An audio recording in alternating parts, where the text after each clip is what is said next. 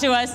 I know the future of Stormgate competitive is in great hands, so I'm gonna let you go back and actually watch our next competition. We're gonna get set up because we have the finals of our Stormgate Showdown about to go down here on stage. Incredible players. We've got Moon and Mana who just took out TLO, and they are ready to put on the highest level Stormgate competition thus far. Let's check it out. Alrighty. So, prior to this match, I heard that Moon is one of the top players of the ladder. Not sure if that's correct or not, but let's just assume it's the case. We got both players go for Infernals. And let's see how visible things are. We got Mana in the teal upper right hand side and Moon in the purple bottom left hand side. We got a different map once again. Broken Crown is, I think, the first map we've seen. Well, I can probably put myself here somewhere. Different setup. So the camps should be so good to see Moon on the stage, by the way. Tear him up, my dude. So both go for expansions rather quickly, or should be, I guess. Moon is definitely expanding fast, as it should suit his macro play in Warcraft 3 as well. This map, I feel like the creep camps should be a lot more contested, especially the ones in the middle. There are two resources right next to each other in the middle. There's vision camps left and right, and there's also heal camps pretty close to the main. Isn't it the wrong coloring?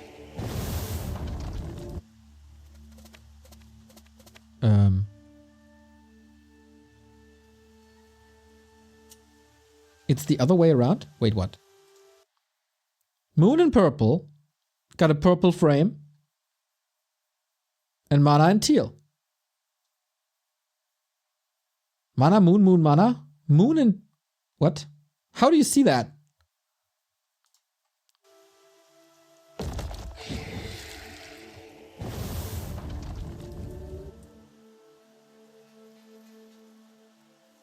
They say this after the match.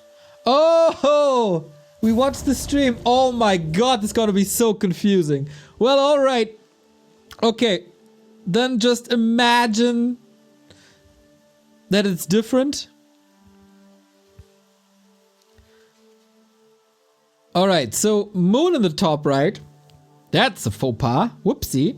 Moon in the top right, expanding a little later than Mana did. Once again, expansion very fast. This should be the norm, I guess. Especially in this matchup when there's no scout to rush across immediately. So, once again, we open with the Brutes. This is the standard unit for the Infernals. The one that can split into Fiends. You heard about it. Moon already walking across. And the thing is with this shield, with the shroud thing, if you're not on the shroud, you lose your white shield. So Moon already spent a bit of time, lost the shield, and I think this is already a little more efficient by Mana in the purple. And now they cleared the first resort camp. Moon already cleared the second one. So this could give him a little bit of an advantage. In case... oh, there's a surround right there. Whoopsie. That's probably something you didn't want. 3 Brood aggression. I don't know if there's any static defense. There's little flowers, by the way. I think we didn't see this before. So these little flowers, you can kill them or destroy them. And then if you pick them up, they give a little bit of HP, which is nice and helps creeping. What are the green things on the map? The hearts. That's a creep camp. If you finish it, that's an area on the map that heals you for a certain amount of HP. So, early aggression by Mana. Feels like Moon has already been in trouble. a bit overwhelmed, maybe. I don't see anything here to defend this. Oh, wow. That's not a good early. I think Mana could almost go for a new base. But okay, there's a little bit of aggression, but it's a mirror match on the left-hand side. While Mana is just exploiting Fiend speed. Get out of range. No reinforcements. Now Moon has to flee without doing any economical damage. While Moon's expansion is suffering again. Now we get a Fiend War. And Mana is the aggressor, constantly threatening. There's no units on the tech resource. Maybe Moon has to speed things up a little bit. Now fixes it. And I think clearly an early game for Mana. Wonder how Moon is trying to come back from this. We have another expansion at the bottom side at the 6 o'clock. This only has the main resource. But yeah, constant threats have to go into static defense, which is kinda annoying. You always want army, not static defense, really. And building towers takes quite some time, so it's not like you can power build or anything. Not really. Building buildings takes some time, so no instant reinforcements. Yikes, the economy is suffering hard. And so far, it's only Brooch, which surprises me a little. You see a lot of Gaunts usually in the mirror matches after the early game. And maybe Moon was surprised by this Gaunt aggression as well. By the Brute aggression as well. But you see, you can get a lot of value out of these units by just splitting them in time. I gotta say, it's quite hard to see team colors. Maybe it's because it's a little washed, but especially with the Brutes, if it's teal or purple, they could use a lot more team color.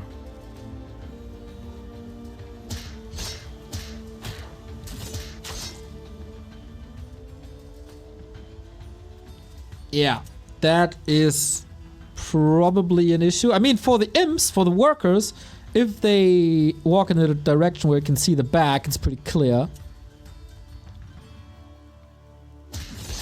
But now, it's kind of tough. All right, Moon stabilized to a degree. Gotta be pretty passive. And of course, the design for the Infernals, as they regen the shield while they're at home, makes it so they're very turtley base.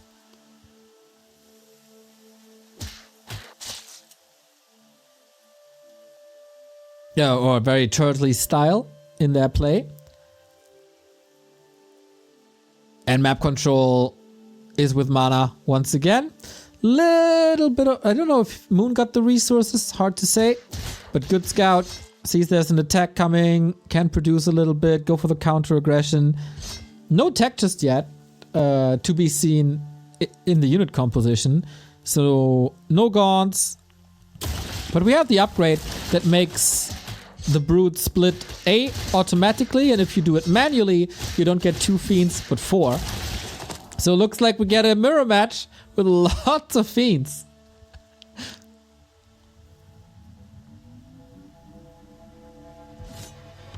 And then we're gonna be transitioning soon. We have an... Oh wow, what a read by Mana. There's an expansion on the right-hand side. Moon just finished that expo. And this is gonna be quite brutal. The stutter stepping on Fiends is nasty. Not only do you yourself get the shield on your units, but also the enemy units when they're on it. And in mirror match, yeah, it's rough. Moon opening up the tree lines with a dash of the magma makes things a little easier to defend as reinforcements can arrive, but a gone base is a gone base.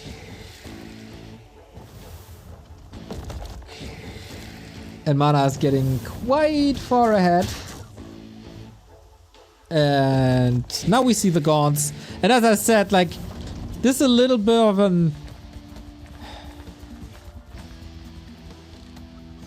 Yeah, let's say it's a little bit of a stupid mechanic at the moment. If you kill an infested fiend, it spawns 2 new fiends.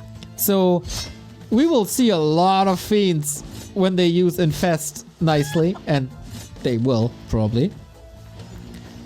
And then we get the Magmas once again. Brutes and Magmas are always the core of an Infernal unit composition, as they are just really freaking good. But yeah, we're spreading the Shroud. Couple of towers here, building up bases, teching late.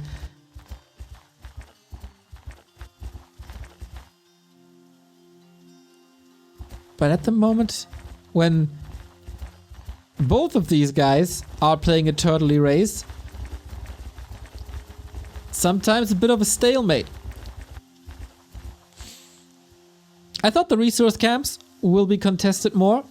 Solid scout. But they aren't. Feels like after a certain level, at a certain level, the resource camps are not that rewarding.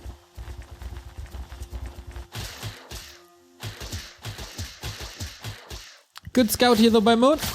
Tears this base apart, but there was no big economy. There's another scout right there, shutting that base down. But since Mana wasn't investing... Oh, there we go. Okay, the timer was just not off. Alright. Big fight in the middle. Here's the Infest once again on both sides. And does Moon even have Gaunts? I don't think so. That's quite bad, actually. So he doesn't get these fiends from the Infest spell. And it's just gonna be a flood. Is it not?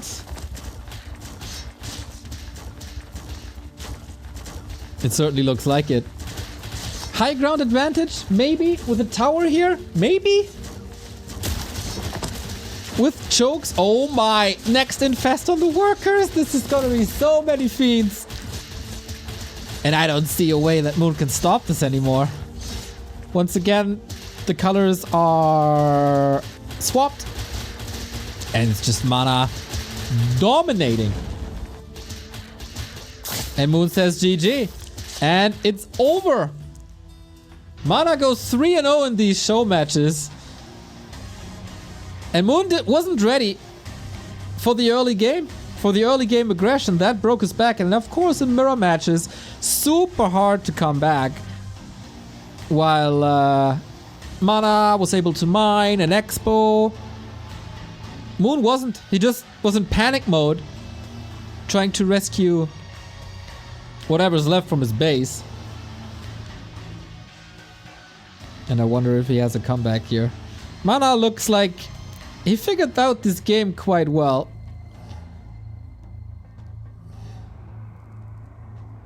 Does the demon race have casters? Your tower can cast. If you kill units, you gain mana, basically. And that you can put into spells. For example, you can summon a big-ass dragon. Shorty, thank you very much for the 2-year resub. Hello, bloody legends. Same to you, man. Same to you.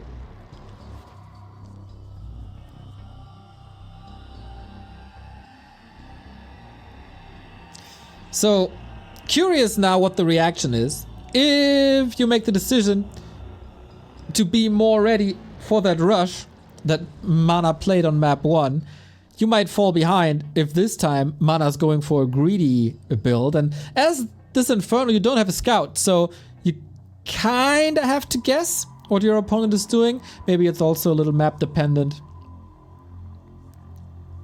So we'll see where this goes and how much variance there is in the game at the moment. Moon doesn't look too happy. Made it all the way from Korea to Atlanta for 2 maps of Stormgate. I saw some pics. They had a good time though. And cheeky smile by Mana.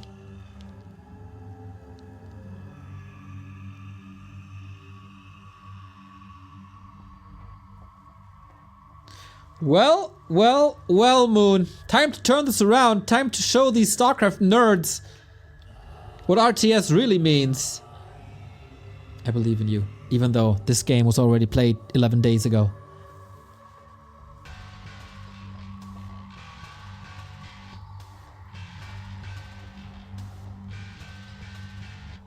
But yeah, readability was certainly an issue in that game.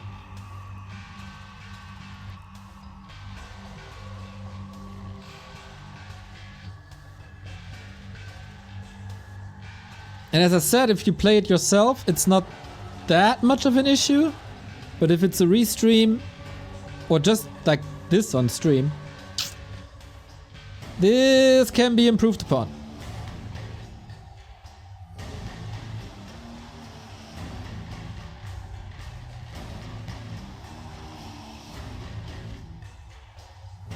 I've always also seen a lot of tower pushes or farm rushes, I guess is the popular cheese.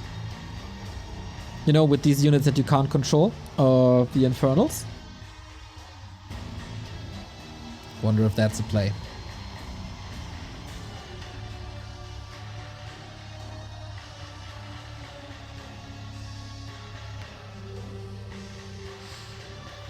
I think SC2 players will most likely do the best. I would agree.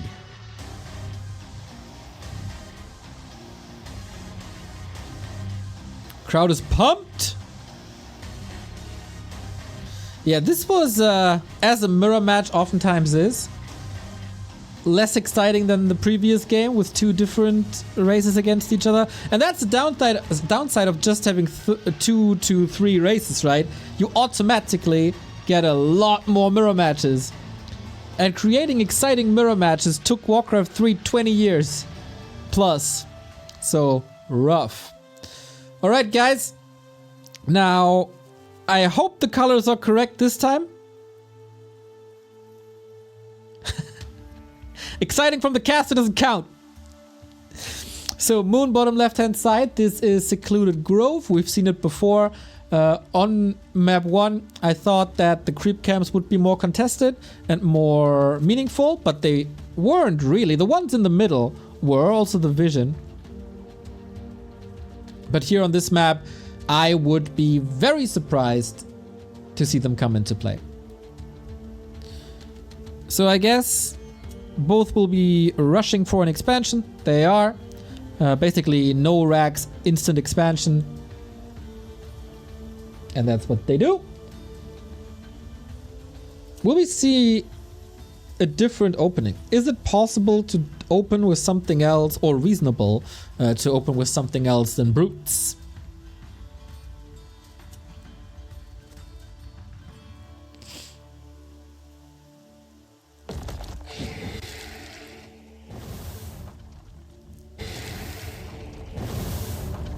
Moon is walling off. Aha, apparently that's what you do.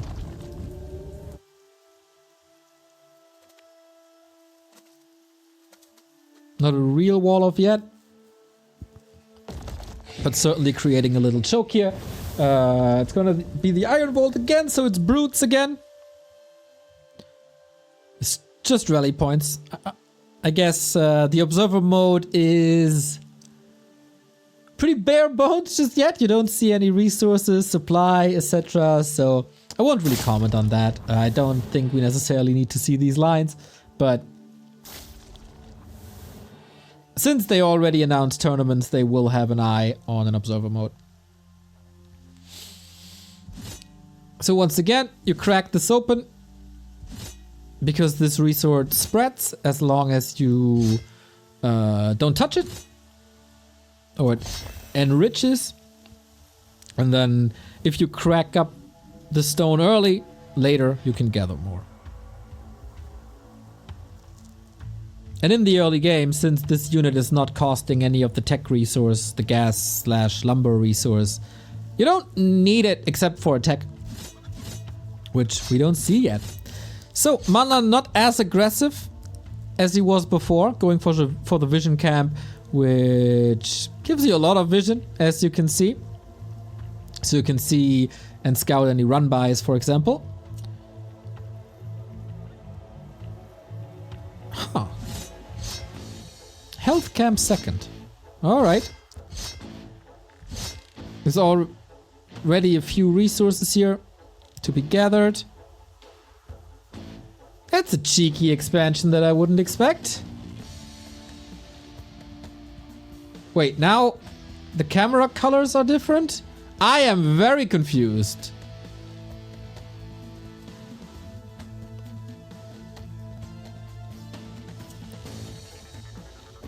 Setting up a little trap. Feels like Mana figured this out. Moon just going straight for the second base. With Fiends, you can always threaten this around. And there can't be much static defense. There's not a single tower.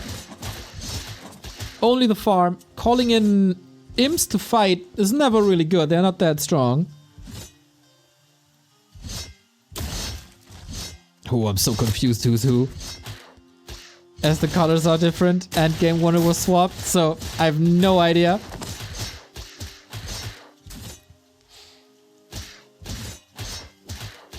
Yeah, little mini game. Who spreads the broods better? Who can use the fiends better? Who's multitasking is more efficient? And let's assume the colors at the top are correct.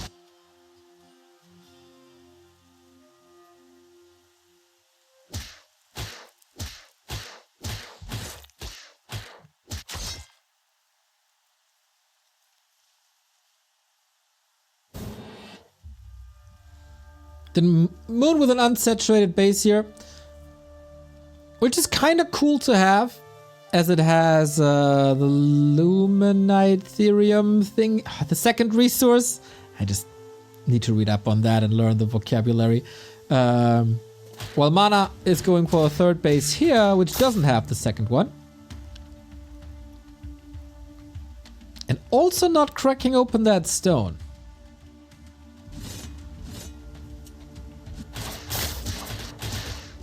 Wonder if that's a tactical choice or just an oversight.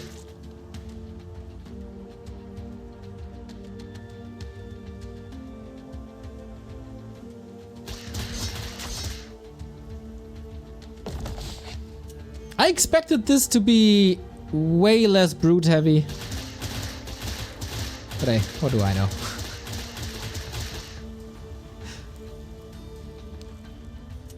Feels like we don't have any fast techs. Just lots of fiend stuff. I mean, everything can be dialed down and powered, right? It's not really about balance. That's a lot of action going on. Just small skirmishes.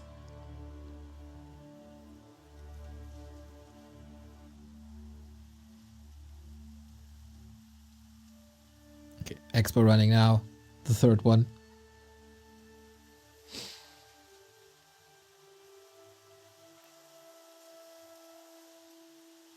Alright, now we get the Conclave. Now we move into Gaunts. I'm still confused by the colors, but let's just assume this is right. Then Moon for the first time going Gaunts. He kinda missed that in game one. Maybe he was under so much pressure. This feels way more even than the game before. Do they already have the upgrade? We don't really have an indicator, I feel. Here's the Infest. So once again, if a unit is dying under the effect of Infest, it spawns these little fiend thingies. And that's a big kill. Was cancelled though. But looks like Moon with the first bigger win of the series. But also very committed attack. I think you can see that Moon is using a more centralized army. Mana with a lot more splits and pokes.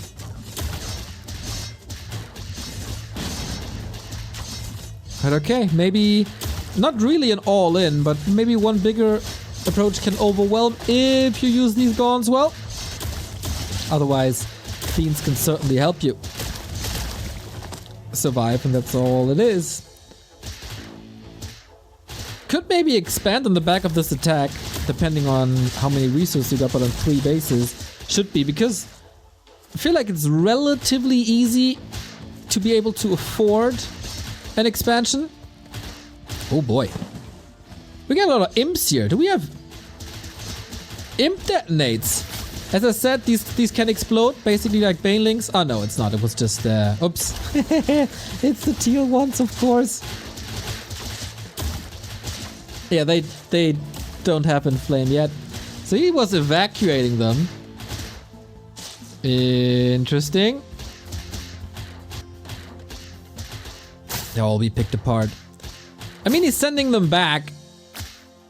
So the fiends have to walk back a long time, but this is not gonna work. Can't save any. Ouch. Okay, that's another kill right there. Second base destroyed. And what's left? It's only the main base.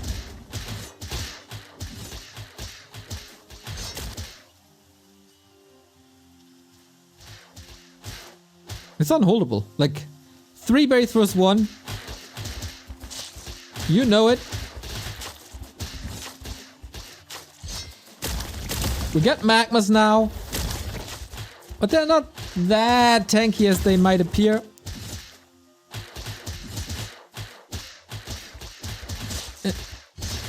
I would be cheering now to see if Moon is tying this up. But no. The colors were the wrong way again at the top. Whoopsie. So Mana 2-0 looked like he definitely played more. It was just a lot better than both of the opponents. TLO and also Moon.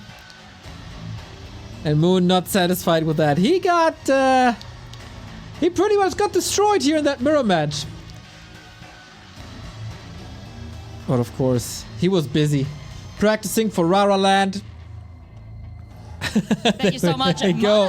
Practicing for Rara Land in TP League probably got his attention. He ran over to give Moon a handshake right before we hopped into this interview, but now... Hello. Hello. Mana, welcome. Congratulations. The very first champion of the on-stage major esport that is to be Stormgate. So, tell me, how does it feel?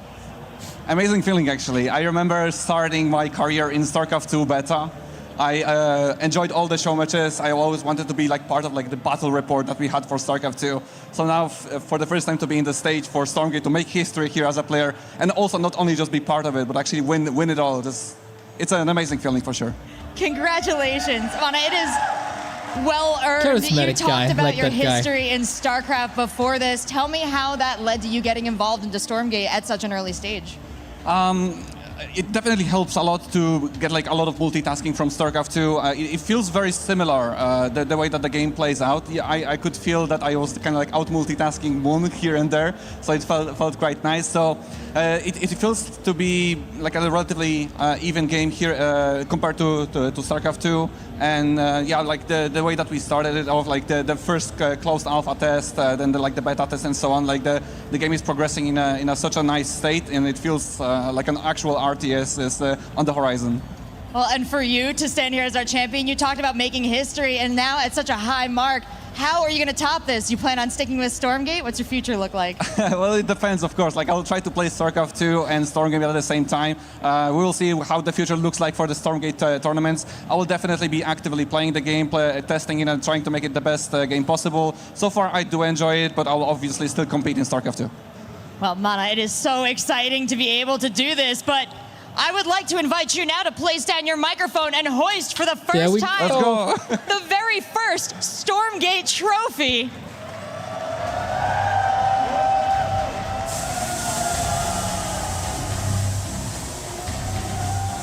Congrats, Mana! Certainly the best player here today. Mana, and of course, Moon and 2 weeks ago. TLO, who came out and showed us an incredible range on Stormgate. And the game is just getting started. Thank you also to our developers who came out and shared their perspective, their insight. It's been a real treat to get a closer look at Stormgate. And it's been a real treat, Mana, to crown you the champion. So for now, thank you for watching. Stick around for more Stormgate news on their socials, and we'll see you later from DreamHack. Alrighty. I don't really remember early StarCraft days. But yeah, Warcraft early tournaments were rough. I like the non-mirror match to a degree. Of course, it's very hard because it certainly plays out more like StarCraft. Like, it's very clear. If you don't have a hero to center your army around, then it obviously is closer to StarCraft. But in the non-mirror match, there were certainly some unit interaction, like, here's a power spike for one race, and you gotta build this to counter stuff, and then the other race is ahead, etc., etc., and then there's a dynamic. The mirror match was very one-dimensional and pretty bland and hard to follow because it's hard to read. Very hard to read as an observer. And then the colors were swapped on the production. Ouch! Oh, that hurt. Yeah, so it was hard to cheer for anyone. I felt like both series were pretty snowbally, but that's also the nature of a new game. Because you don't have so much knowledge and see a clear win condition, and know how to get back. Like, if you play Warcraft for 20 years, or StarCraft for 15 years, or however it's been, you've played so many games that you have experience on how to bring games back and how to exploit some missteps of your opponents. Since everybody is just playing for a couple of weeks, I guess, that's definitely different. You tap out earlier, you don't see the win condition, you don't know the sidestep. So that in the beginning of an RTS, I think that is just the nature of the genre, is that games are more snowbally.